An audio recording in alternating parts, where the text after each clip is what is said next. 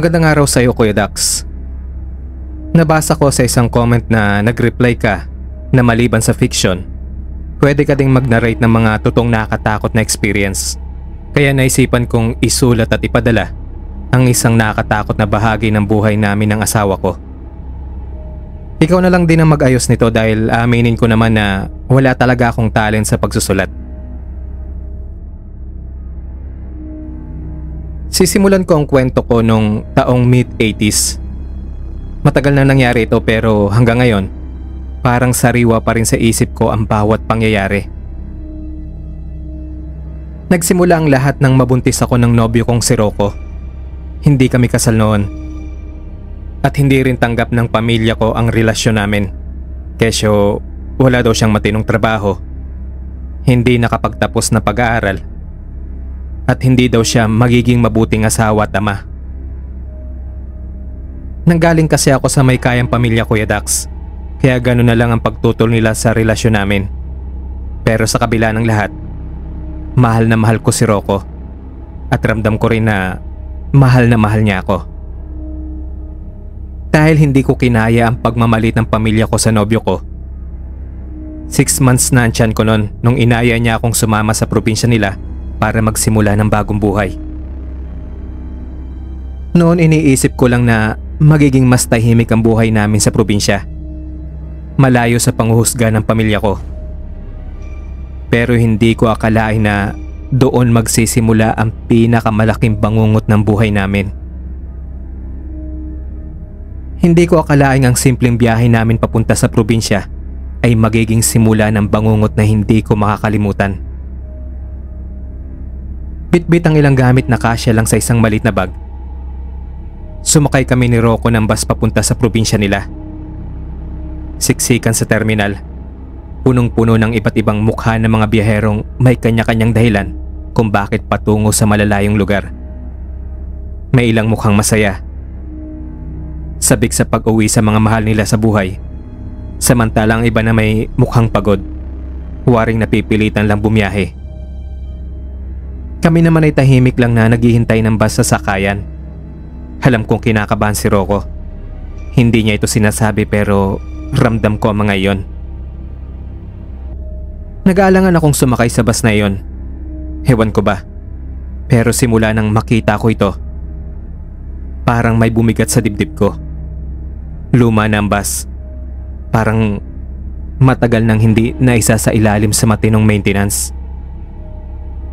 Ang pintura nito ay gasgas na sa maraming bahagi, at ang bintana ay parang may tila malalim na gasgas na animoy may kung anong matatalim na bagay ang gumuhit doon. Nang sumilip ako sa loob noon, doon pa lang ay ramdam ko na ang kakaiba. Tahimik ang mga pasahero. Hindi ito yung normal na tahimik na tipong pagod lamang, kundi parang may bigat sa ere na hindi ko maipaliwanag. Sa dami ng beses kong sumakay ng bus, ngayon lang ako nakaramdam ng ganito. Hindi ko rin alam kung ako lang ba nakapansin o ganito lang talaga ang mga pasahero sa biyaheng patungong probinsya nila Rocco. Pagkaupo namin, agad akong sumandal sa balikat ni Rocco. Kailangan kong ipikit ang mga mata ko. Gusto kong isipin na normal lang ang lahat. Pero hindi ko magawang makampante. Napansin kong may ilan sa mga pasaherong nakayuko. Hindi gumagalaw. Parang wala sa sarili. Ang iba naman ay nakatingin lang sa kawalan. Hindi man lang lumilingon o nag-uusap. Sa unahan ay may matandang babae na may hawak na lumang rosaryo. Hinahaplos niya ito ng marahan. Waring may dinadasal sa isip. Nang umandar na ang bus, mas lalo kong napansin ang katahimikan sa loob. Walang bumubulong, walang nagtatawanan, walang nagkikwentuhan. Sa halip, puro mabibigat na hininga lang ang naririnig ko. Nang lumagpas na kami sa huling bayan bago ang mahabang daan patungo sa probinsya, nagsimula lalo akong makaramdam ng kakaiba. Dahan-dahan akong lumingon sa paligid at napansin kong parang kakaunti lang ang gumagalaw.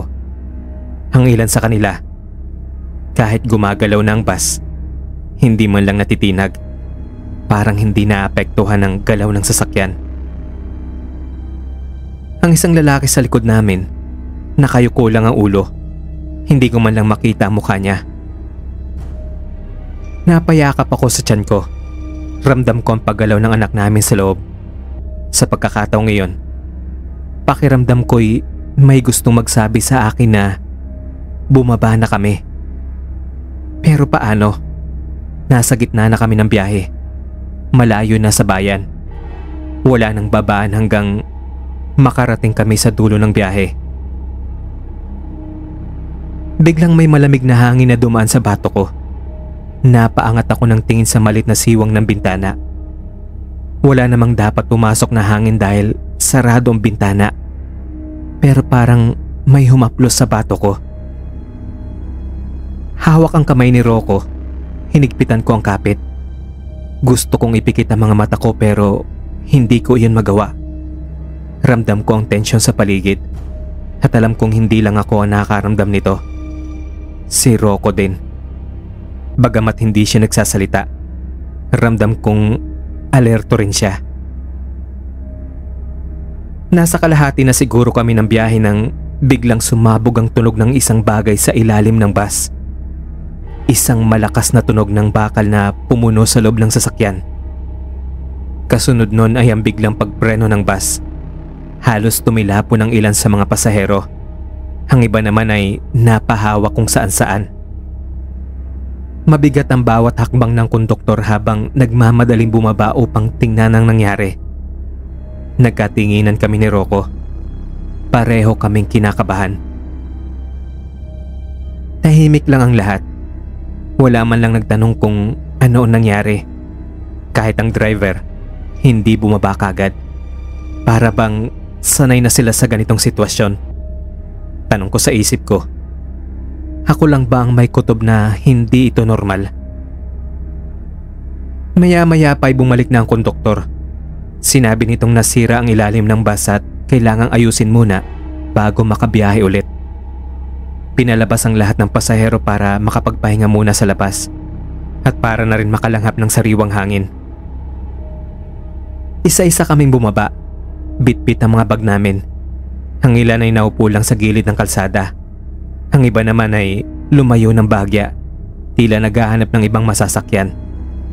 Kami naman ni Rocco, nanatili lang sa tabi ng bus. Wala man lang nagtangkang magtanong sa driver kung ano ba talaga ang nangyari at kung ano ang aayusin sa bus. Nag-aagaw na ang liwanag at dilim nun, Kuya Dax. Medyo napansin ko na isa-isang nagsimulang mawala ang mga pasahero. Pakunti na kami ng pakunti dahil hindi ko na matanawan yung iba na kanina lang ay kita ko paglilingon ako sa may bandang likuran ko. Noong una, hindi ko masyadong pinansin ang unti-unting pagkawala ng ilan sa mga kasabay naming pasahero. Ang nasa isip ko lang noon, baka naghahanap lang sila ng ibang masasakyan o lumayo ng konti para makapagpahinga. Pero habang lumilipas ang oras, napansin kong parang hindi lang basta umaalis ang mga tao. Parang nawawala sila ng hindi napapansin ng iba. Nang bumaba kami ng bus matapos itong masira, may humigit kumulang 25 kaming pasahero. Ang ilan ay pamilyang magkakasama. May ilang matatanda, may ilang may dalang mga bata, at may ilang mukhang magbabakasyon lang. Wala namang kakaiba sa kanila nung una. Pero habang lumilipas ang oras, unti-unting nawawala ang ilan. Ang unang pagkawala ay napansin ko lang nang biglang tumahimik ang isang sanggol na kanina lang ay umiiyak sa kandungan ng kanyang ina. Nang nilingon ko ang kinaroroonan nila, wala na silang dalawa. Wala man lang ingay. Wala man lang senyalis na may umalis o lumakad palayo. Kanina lang, nandun sila sa ilalim ng isang puno, nakaupo sa isang malaking bato.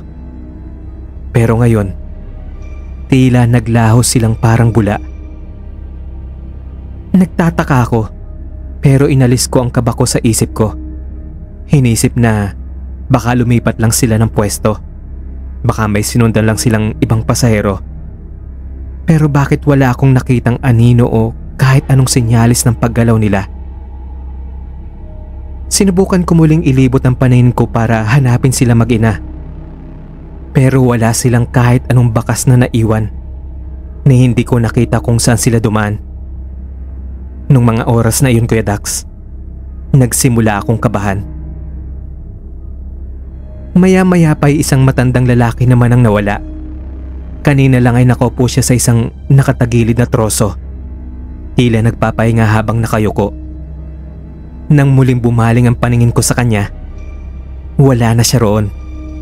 Na hindi ko nakita kung saan siya naglakad o kung sumabay siya sa iba. Lumapit ako kay Rocco at marahang hinawakan ang braso niya. Hindi ko alam kung paano ko ipapaliwanag ang nakita ko. Napansin ko namang alerto rin siya. Napansin mo ba? Tanong niya nang mahina sa akin. Tumango ko ng bahagya bilang pagsang-ayon. Hindi ito basta-basta normal na pagkawala ng mga pasahero. Dahan-dahan kong sinuyod ng tingin ko ang paligid. Ilang pasahero pang natitira sa amin. Bumilang ako. 15 tao na lang kami. Kanina lang ay 25 kami. 10 na ang nawala. At wala na isa sa amin na nakapansin kung paano sila nawala. Pinakiramdaman ko ang paligid. Walang ingay. Bukod sa marahang ugong ng mga kuliglig at may hinang ihip ng hangin na sumasayaw sa mga dahon ng punong kahoy sa gilid ng kalsada. Tila ba ang buong paligid ay nanonood lang sa amin, naghihintay ng susunod na mangyayari. Nakita kong ilan sa mga natitirang pasahero ay nagsisimula ng magpakita ng kaba. May ilang nag-uusap sa tabi. May iba namang nakaupo lang at nakatingin sa kawalan. Tila ba alam nilang may hindi tama. Pero hindi nila alam kung paano ito ipapaliwanag. Ilang minuto pa ang lumipas. Napansin kong 2 pang pasahero ang nawala. Hindi ko na napigilan. Hinila ko ang braso ni Rocco at dinala siya sa medyo madilim na bahagi ng gilid ng kalsada. Alam kong nararamdaman niya rin ang takot na nararamdaman ko, hindi man siya nagsasalita. Kita sa paraan ng paghinga niya na nag-iisip siya ng paraan kung paano kami makakatakas. Mula sa malayo, napansin kong may isang lalaki na nakatayo sa gilid ng daan. Hindi gaanong malayo sa amin. Hindi ko siya nakita nung una, pero naroon lang siya, nakatingin sa kawalan. Hindi gumagalaw. Nakasuot siya ng itim na jacket, may sombrero at nakatalikod sa amin. Hindi ko makita mukha niya, pero alam kong may kakaiba sa kanya. Bumalik ang tingin ko sa iba pang natitirang pasahero. 11 tao na lang kami. Sinasabi ng isip ko na may nangyayaring hindi tama, pero hindi ko alam kung ano iyon. Sinubukan kong kabisaduhin ang mga mukha ng mga natitira. Hindi ko na maalala ang iba. Sino ba talaga mga kasama namin sa simula pa lang? Ilang saglit lang. Isang lalaki at isang babae na lang ang natira sa kabilang banda ng kalsada. Pero nang ipikit ko lang ang mga mata ko ng isang saglit at muling dumilat, wala na rin sila. Para silang naglaho sa hangin. Hindi ko alam kung may dumaang sasakyan na sinakyan nila o kung tumakbo sila papalayo ng hindi namin napapansin. Pero isa lang ang sigurado ko. Wala ni isa sa amin ang nakakita kung paano sila nawala. Hanggang sa marinig namin ni Rocco ang pagkaluskos mula sa madilim na bahagi ng kakahuyan.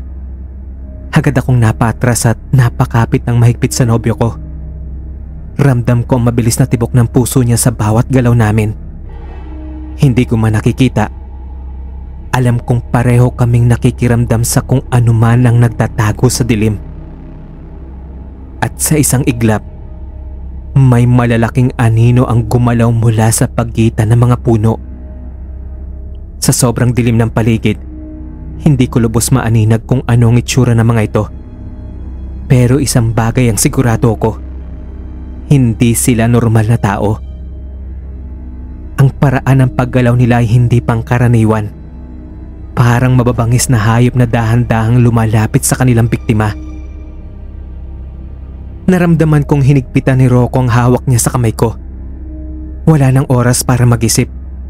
Mabilis niyang hinila ang braso ko at sabay kaming tumakbo sa kabilang parte papasok sa gubat. Ang yapak namin sa tuyong mga dahon at mga sanga ay lumilikha ng tunog sa katahimikan ng gabi. Ang tibok ng puso ko ay parang malakas na tambol sa loob ng tenga ko. At sa likod namin, rinig ko ang mabilis na yabag ng kung anumang nilalang na humahabol sa amin. Madilim ang kagubatan. Ang tanging liwanag lang ay ang mahihinang sinag ng buwan na sumisilip sa pagitan ng mga sanga. Nahihirapan ako makakita, pero mas takot akong huminto. Kahit anong mangyari, hindi ako maaaring bumagal. Narinig ko ang tunog ng malalakas na hininga mula sa likuran namin. Napalingon ako at halos lumabas ang kaluluwa ko sa takot. May isang nilalang na may mahaba at matutulis na mga kuko. Lumulundag mula sa isang puno patungo sa isa pa. Ang balat nito ay tila kulay abo. Ang mata ay pulang-pula na parang nagliliyab. At ang bibig nito ay bahagyang nakanganga. May mahabang pangil na kumikislap sa ilalim ng buwan. Isa iyong aswang. Hindi ko man ito sabihin ng malakas, pero sigurado kung iyon ang nasa likod namin. Hindi ko napansin ang isang nakausling ugat. Muntik na akong madapa. Buti na lang ay nahawakan ako ni Rocco. Muli niya akong itinayo at nagpatuloy kami sa pagtakbo kahit paramdam na namin ang parehong pagod. Nagpaikot-ikot kami sa loob ng gubat, pero tila kahit anong gawin namin, hindi namin matakasan ng mga nilalang na ito. Naramdaman ko nag-iba na ang hininga ni Rocco. Alam kong napapagod na rin siya. Bigla siyang tumigil at hinila ako sa likod ng isang malapad na puno. Napapikit ako at pinilit kong pigilan ang paghinga ko. Tahimik lang kami. Napakabilis ng mga pangyayari. Sa gilid ng mata ko, nakita kong dumaan ang isang nilalang malapit sa kinatatayuan namin. Inaamoy nito ang hangin. Parang alam nitong nasa paligid lang kami, pero hindi niya kami matunton. Pinilit kong maging kalmado, pero kahit anong gawin ko, nanginginig ang buong katawan ko sa takot. Biglang may kumaluskos ulit sa di kalayuan. At sa pagkakataong iyon, 3 pang nilalang ang sumulpot mula sa kawalan. Mas matangkad sila kaysa sa karaniwang tao. Ang katawan nila ay payat, pero matikas ang hubog. Kitang-kita sa mga itsura nito ang pagkagutom at tila matagal nang hindi nakakakain. Nang hindi namin inaasahan, isa sa kanila ang lumundag at sumabit sa isang sanga. Inikot ang ulo nito sa direksyon namin. Napasinghap ako at hindi ko na napigilang mapatras. Isang maling hakbang lang ay matutunto nila kami. Mabilis kaming tumakbo ulit. Mas mabilis kaysa kanina. Hindi ko alam kung saan kami papunta. Basta ang alam ko lang, kailangan naming lumayo doon. Biglang bumagsak si Rocco matapos madulas sa putik. Natigilan ako. Inalalayan ko siyang tumayo. Sa gilid ng paningin ko, nakita kong lumapit ang isa sa mga nilalang. Ang mahabang daliri nito ay nakaunat na papunta kay Rocco. Napatras ako. Pero sa isang iglap, nakita kong may isang malaking sanga sa tabi ng paa ko. Hindi na ako nag-isip pa. Dinampot ko yon at buong puwersa kong inihampas sa mukha ng aswang. Napatras ito. Napasigaw sa sakit. At doon kami nagkaroon ng pagkakataong tumakas muli. Mas maigpit na ngayon ang hawak ni Rocco sa kamay ko. Kahit pa natudulas kami, kahit pa may tumatama sa amin na matitinik na halaman, hindi kami tumitigil. Hanggang sa may nakita kaming isang lugar sa gitna ng kagubatan. Isang maliit na bahagi ng masukal na lupa na napapaligiran ng mga kawayan. Mabilis kaming pumasok doon at doon namin naramdaman ang kaunting ginhawa. Naririnig pa rin namin ang mabibigat na yabag ng mga nilalang sa paligid namin, pero hindi sila makalapit. Pilit nilang tinutunto ng presensya namin. Pero sa bawat pagtatangka nilang lumapit, napapaatras sila. Para bang may pumipigil sa kanila. At doon namin napagtanto ang isang bagay. Takot sila sa mabolo. Iyon yung maliliit na mapuputing tinik na nasa paligid ng katawan ng kawayan. Kung sa ating mga normal na tao ay makati lamang ito, sa mga aswang pala ay mahapdi ito. At sa tuwing tinatangka nila kaming dukutin, para silang napapaso. Napatingin ako kay Rocco. Pareho naming naisip ang isang bagay. Hanggat narito kami sa loob ng kawayanan, ligtas kami. Sa kabila ng matinding takot at pagod, mahigpit kong hinawakan ang kamay ni Rocco. Nakaupo lang kami sa gitna ng kawayanan. Iyon na nagsisilbing tanging hadlang sa pagitan namin at ng mga halimaw na nasa paligid namin. Ramdam ko pa rin ang panginginig ng katawan ko. Hindi lang dahil sa lamig ng gabi, kundi dahil sa matinding kaba na bumabalot sa dibdib ko. Ang paligid ay nanatiling tahimik, pero alam naming hindi pa tapos ang lahat. Kahit hindi ko sila nakikita, ramdam ko ang presensya ng mga nilalang sa paligid. Naroon lang sila. Nagmamasid. Naghihintay kung lalabas ba kami. Nasa isang patibong kaming hindi namin inaasahan. Hindi nila kami kayang lapitan, pero hindi rin kami makaalis. Nagsimula akong mag-isip kung gaano kami katagal dapat manatili rito. Gaano katagal bago sila mawala. Paano kung hindi sila umalis?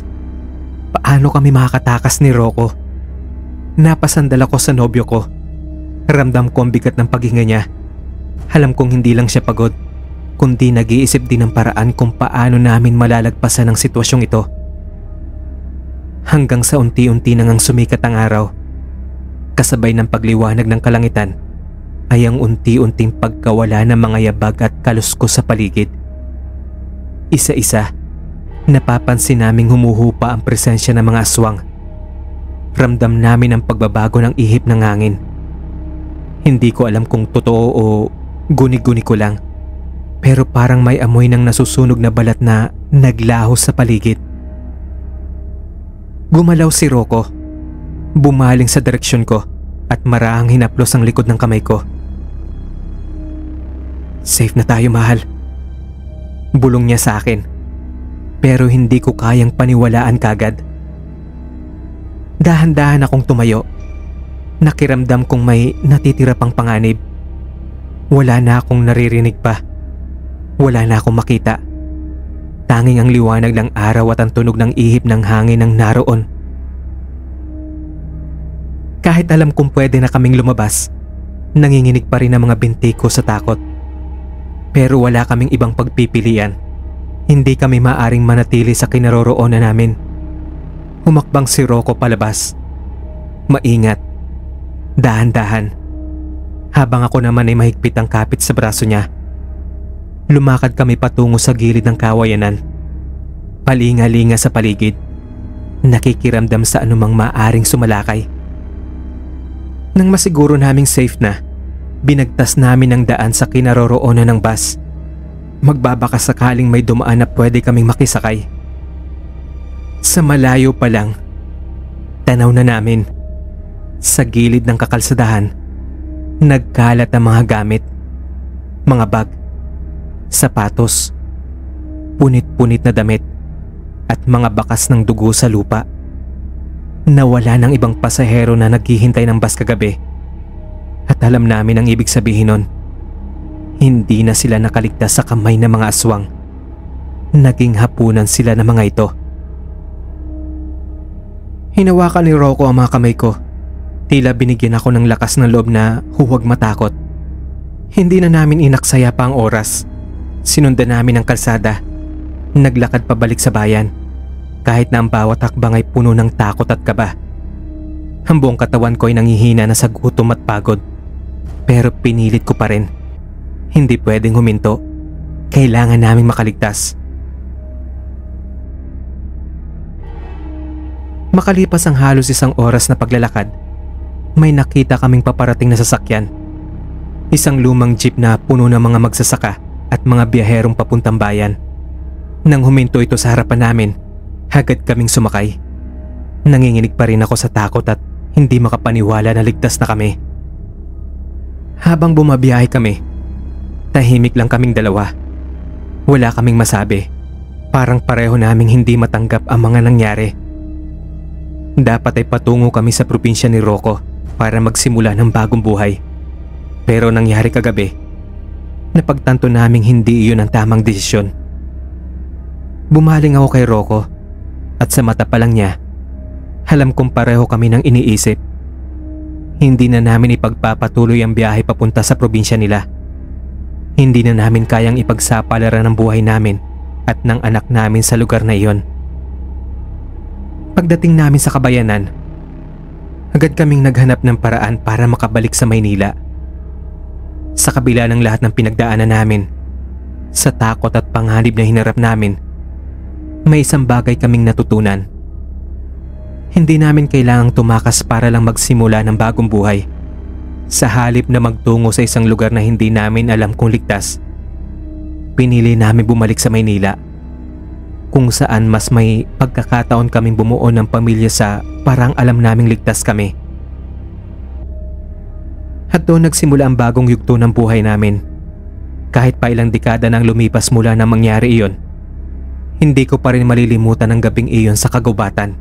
Ang gabing halos mawala ang buhay namin sa kamay ng mga aswang. Sa ngayon, Kuya Dax, ay malaki ng anak namin. May sarili na siyang pamilya. At sa tuwing babalikan namin ni Rocco ang kwentong ito, pareho naming alam na kung hindi dahil sa desisyon naming bumalik, malamang ay wala na kami ngayon. Kaya sa lahat ng makarinig ng kwentong ito, isang bagay lang ang masasabi ko. Hindi lahat ng pagtakas ay sagot sa problema. Minsan ang tunay na solusyon ay ang harapin ang takot at gumawa ng tamang desisyon para sa kinabukasan. Hanggang dito na lang, Kuya Dax, ang kwento ko. More power po sa channel ninyo.